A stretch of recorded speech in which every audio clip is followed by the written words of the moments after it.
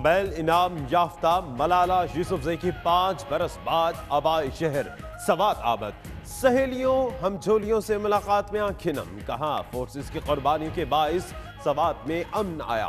تعلیم مکمل کرنے کے بعد واپس آؤں گی، ملالہ کا کیڈٹ کالج کا دورہ، طلباء سے گفتگو۔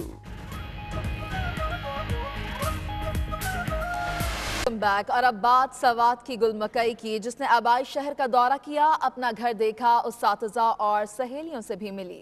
ملالہ یوسفزئی آبائی گھر اور دوستوں سے مل کر آبدیدہ بھی ہو گئی۔ عبداللہ شیریں کی رپورٹ۔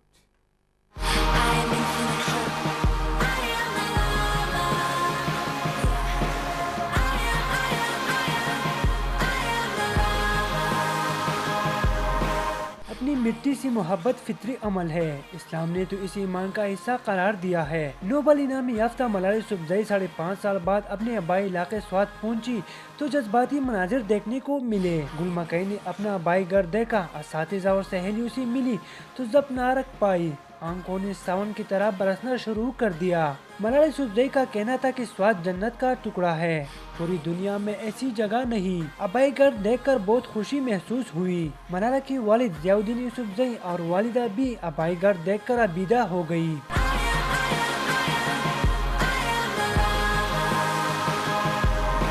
ملالہ کی سہیلیوں نے اپنی بے مثال دوست کو الفاظ کی صورت میں زبردست خراج تحسین پیش کیا۔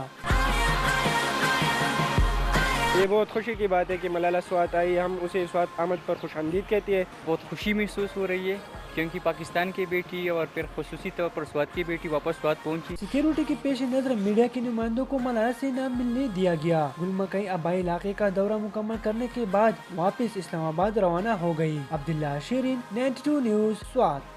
بہاولپور IUB پیٹ شو میں بل کھاتی اور لہراتی بلیاں، جبکہ روب جھاڑتے نایاب نسل کے کتوں سمیت مور